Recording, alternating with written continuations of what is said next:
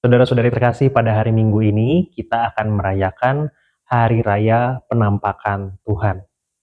Apa yang dimaksud dengan Hari Raya Penampakan Tuhan? Apa yang akan kita rayakan sebetulnya?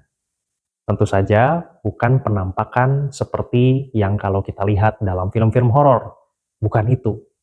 Nah, lalu apa yang dimaksud dengan Hari Raya Penampakan Tuhan sebetulnya? Kita bisa menemukan jawabannya, salah satunya dengan mengintip sabda yang akan kita dengarkan pada Hari Raya Penampakan Tuhan itu.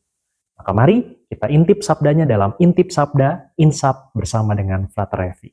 Saudara-saudari terkasih, mari kita mengintip sabda Hari Raya Penampakan Tuhan dengan memulai dari Injil Matius bab 2 ayat 1 sampai 12. Ini sebetulnya adalah kisah yang mungkin sebagian besar dari Anda merasa tidak asing dengan kisah ini. Ini adalah kisah para Majus dari timur yang mengunjungi bayi Yesus yang baru saja dilahirkan.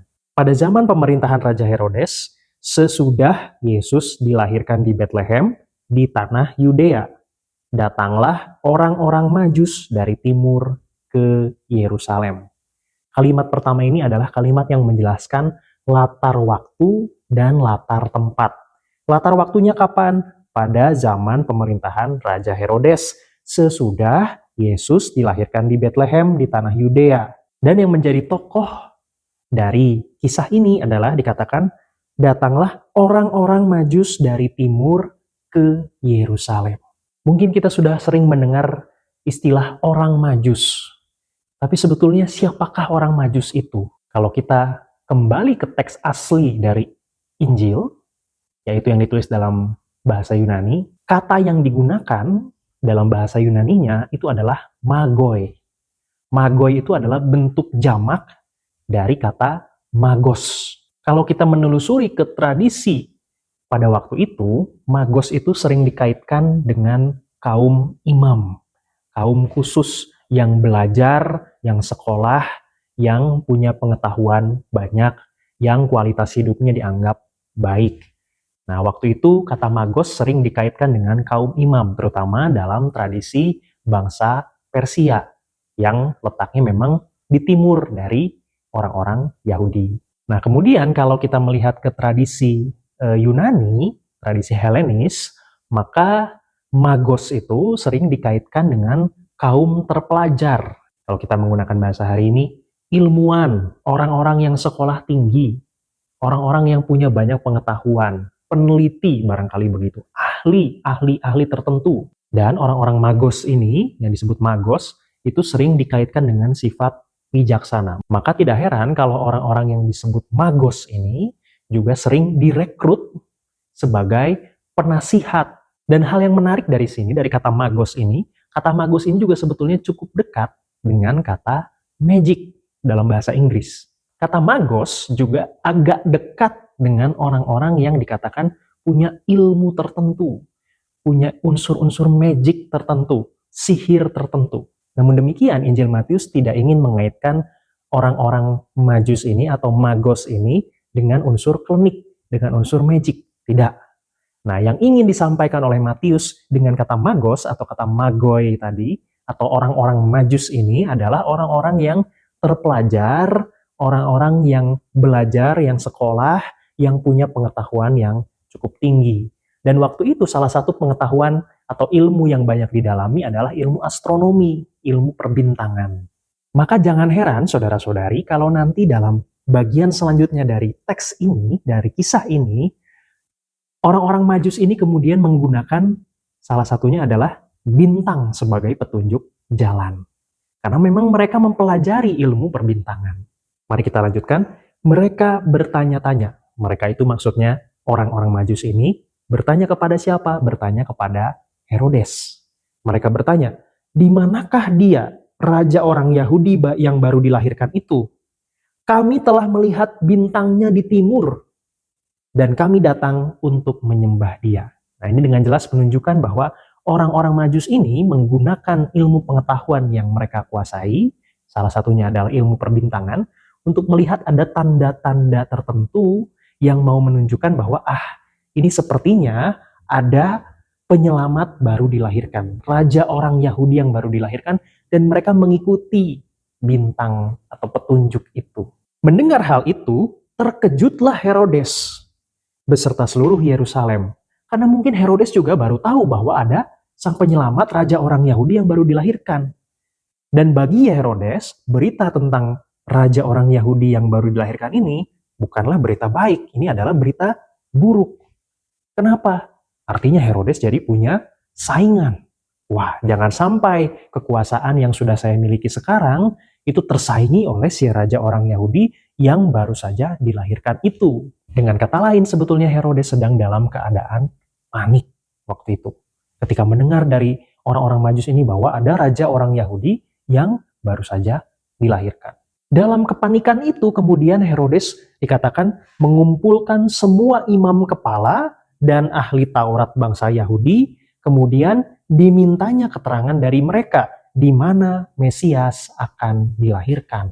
Lalu setelah mengumpulkan para ahli ini, imam-imam kepala dan ahli Taurat, mereka dikumpulkan, Herodes bertanya di manakah Mesias ini akan dilahirkan kalau menurut petunjuk-petunjuk yang ada di dalam kitab-kitab orang Yahudi. Nah, kemudian kata para ahli ini, di Betlehem, di tanah Yudea, karena demikianlah ada tertulis dalam kitab Nabi. Dan engkau Betlehem di tanah Yehuda, engkau sekali-kali bukanlah yang terkecil di antara mereka yang memerintah Yehuda.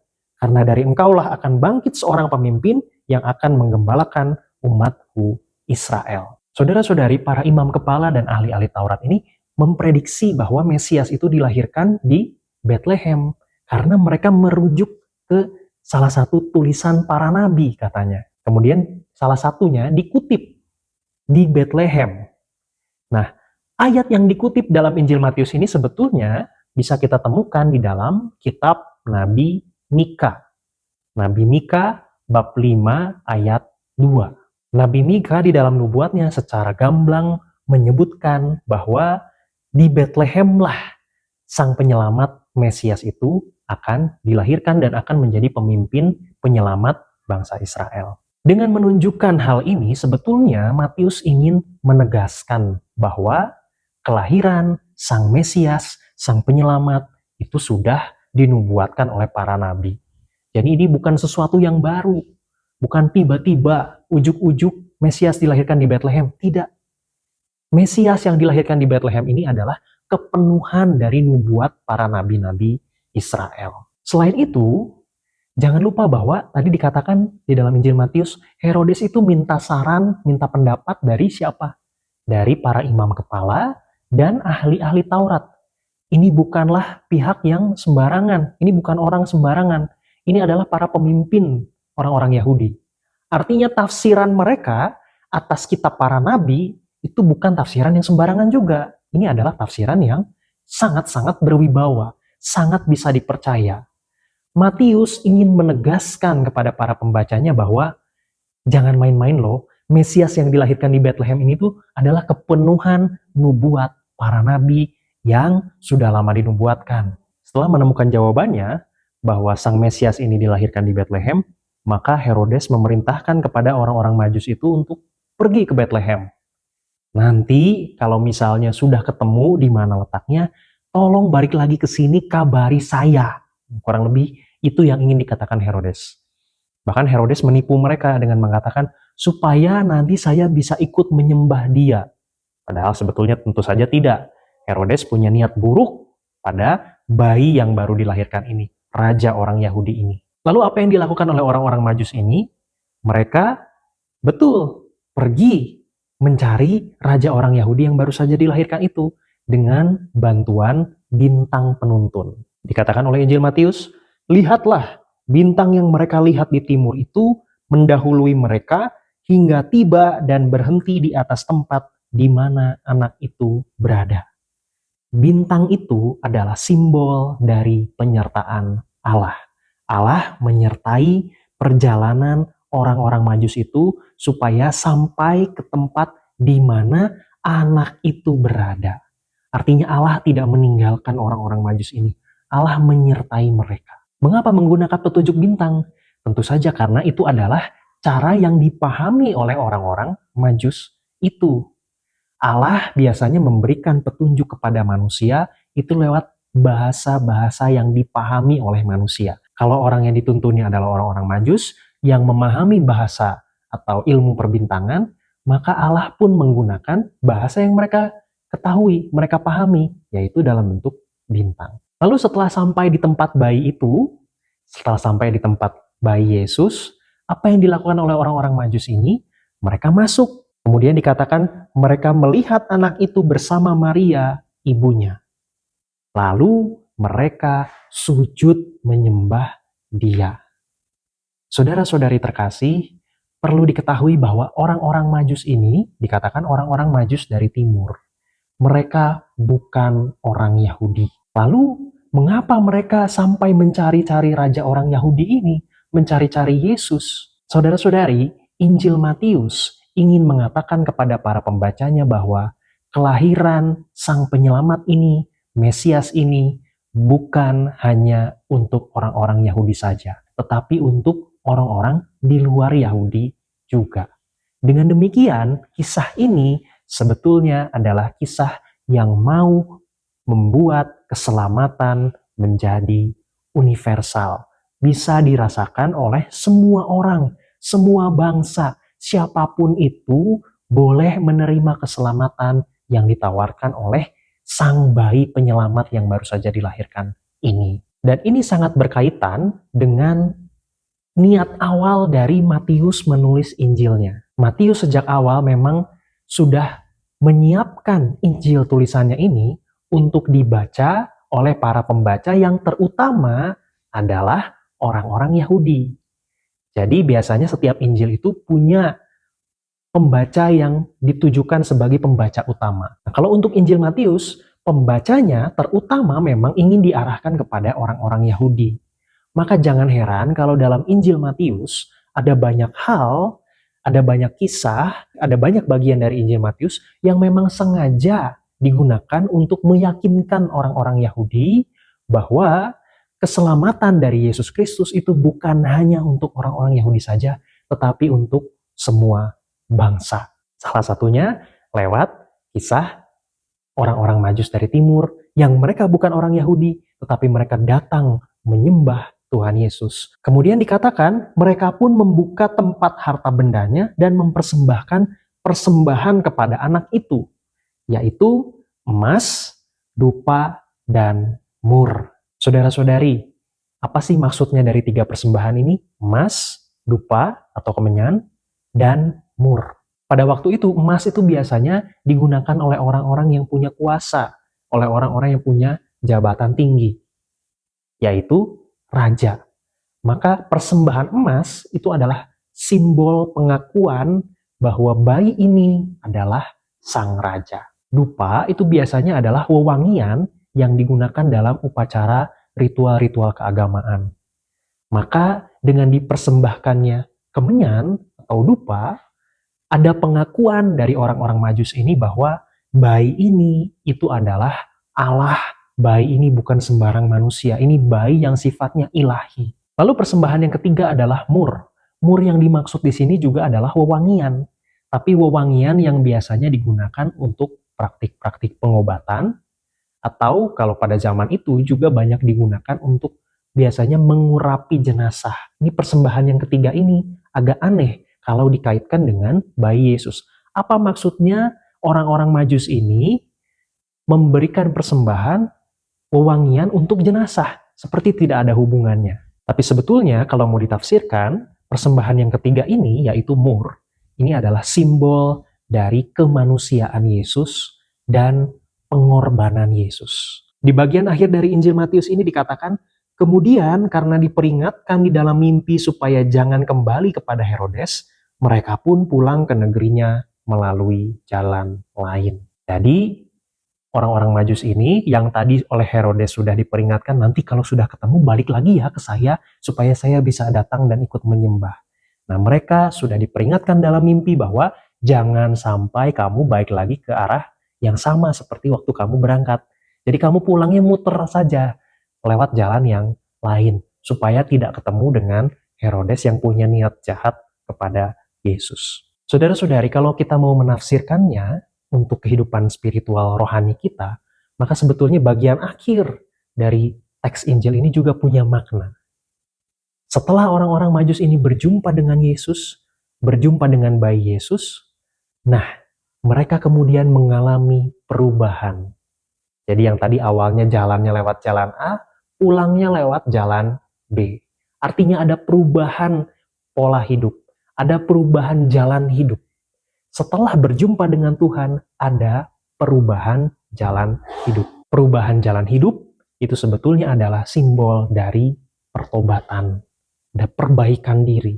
Setelah berjumpa dengan Tuhan, mereka mengalami pembaharuan, mengalami perbaikan diri. Jadi kalau kita kembali lagi ke pertanyaan awal tadi, apa yang sebetulnya kita rayakan dalam hari raya penampakan Tuhan? Ini yang kita rayakan. Tuhan Yesus menampakkan diri. Dalam teks Injil ini, Tuhan Yesus menampakkan diri kepada orang-orang Majus. Tuhan Yesus menunjukkan dirinya supaya dikenal oleh orang-orang banyak.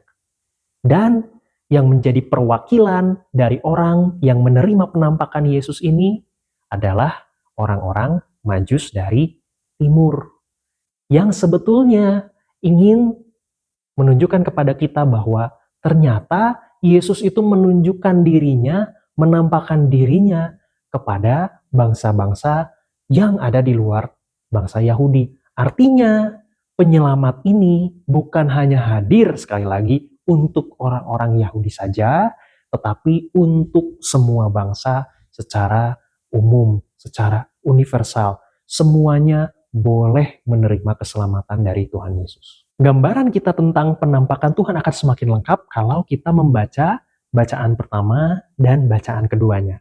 Mari kita baca bacaan pertamanya yang diambil dari kitab Nabi Yesaya bab 60 ayat 1 sampai 6. Ini sebetulnya adalah pesan Nabi Yesaya kepada bangsa Israel setelah mereka pulang dari pembuangan Babel. Kalau baru pulang dari pembuangan, maka sebetulnya situasinya bangsa Israel waktu itu, mereka tuh masih belum percaya diri. Kan mereka baru saja pulang dari pembuangan, baru saja selesai dari perbudakan. Maka kalau kita lihat nanti isi dari teks nubuat Yesaya ini, itu sebetulnya isinya adalah ingin memberikan kepercayaan diri kepada orang-orang Israel. Dikatakan, bangkitlah dan menjadi teranglah, sebab terangmu datang dan kemuliaan Tuhan terbit atasmu. Nabi Yesaya ingin memberikan semangat kepada orang-orang Israel yang baru saja pulang dari pembuangan Babel. Dikatakan bahwa kemuliaan Tuhan terbit atasmu. Tuhan itu menjadi penerang di dalam kondisi gelap mereka. Kemudian Nabi Yesaya mengatakan, bangsa-bangsa berduyun-duyun datang kepada terangmu, dan raja-raja menyongsong cahaya yang terbit bagimu. Artinya ingin dikatakan bahwa sang terang ini, yang sudah ada ini, itu ternyata punya daya gravitasi, punya daya tarik yang bisa membuat bangsa-bangsa itu berduyun-duyun datang kepadanya. Artinya sekali lagi ingin ditegaskan kepada kita, senada dengan Injil Matius tadi, bahwa ternyata yang datang kepada sang raja ini bukan hanya orang Yahudi saja, tapi banyak bangsa datang kepadanya. Lalu di bagian akhir dari teks kitab Nabi Yesaya ini dikatakan, sejumlah besar unta akan menutupi daerahmu, unta-unta muda dari Midian dan Eva.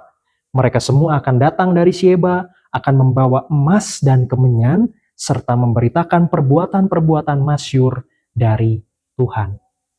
Dikatakan bahwa ada yang membawa persembahan berupa emas dan kemenyan.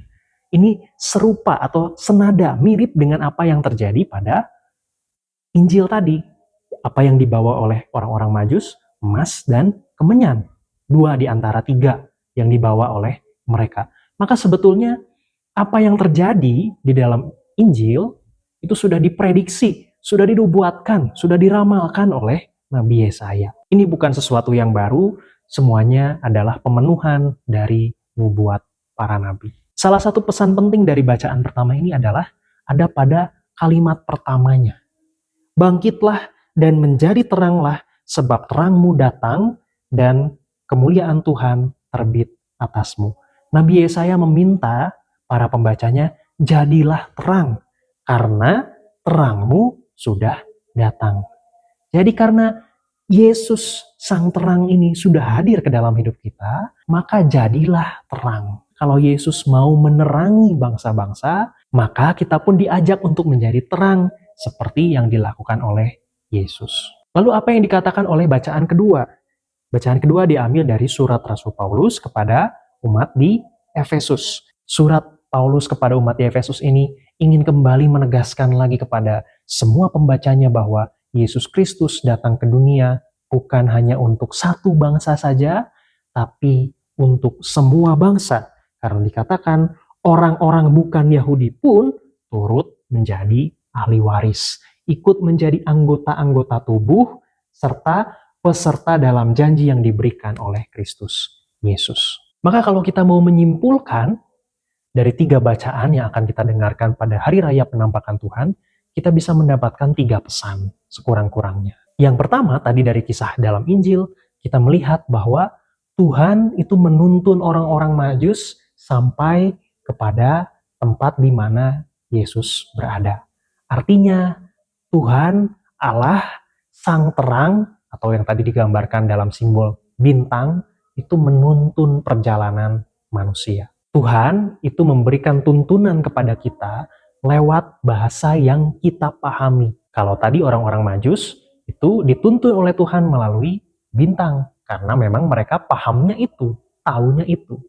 Dan dalam kehidupan sehari-hari kita pun, Tuhan pasti menuntun kita lewat hal-hal yang sebetulnya ada di sekitar kita, bisa kita pahami. Maka semoga dengan kesadaran ini, kita belajar untuk melihat apa sih hal-hal di sekitar saya yang menjadi tanda-tanda pesan Tuhan, tanda-tanda kehadiran Tuhan, tanda-tanda tuntunan dari Tuhan. Semoga kita belajar untuk peka melihat hal-hal di sekitar kita.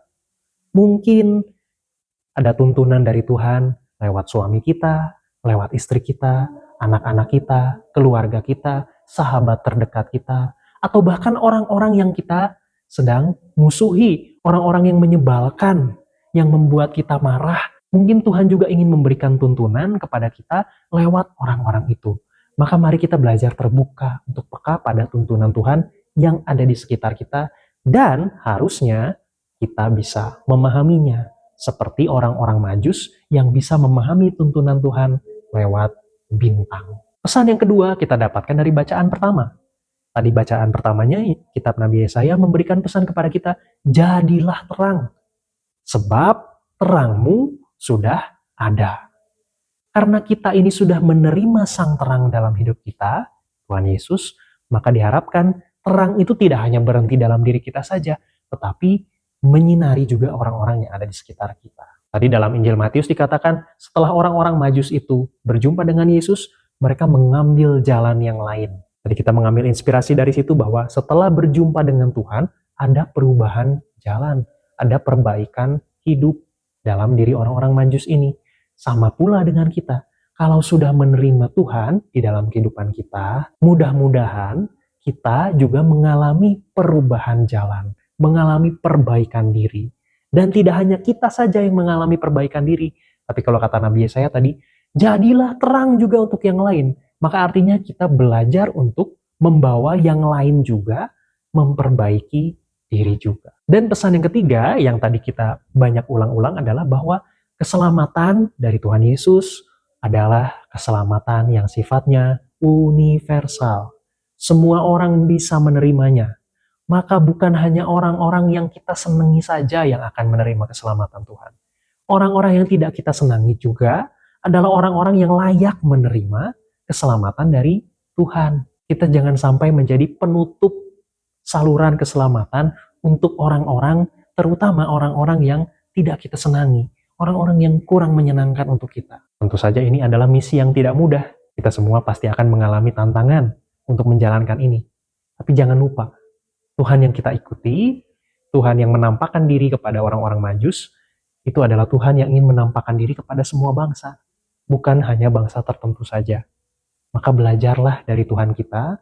Kalau Tuhan kita mau berjumpa dengan semua bangsa, mau berjumpa dengan semua jenis orang, baik yang menyenangkan maupun yang menyebalkan, maka kita pun belajar seperti Tuhan, mau berjumpa dengan semua orang, menjadi saluran, sarana keselamatan untuk semua orang tanpa terkecuali. Kemuliaan kepada Bapa dan Putra dan Roh Kudus, seperti pada permulaan, sekarang, selalu, dan sepanjang segala abad. Amin.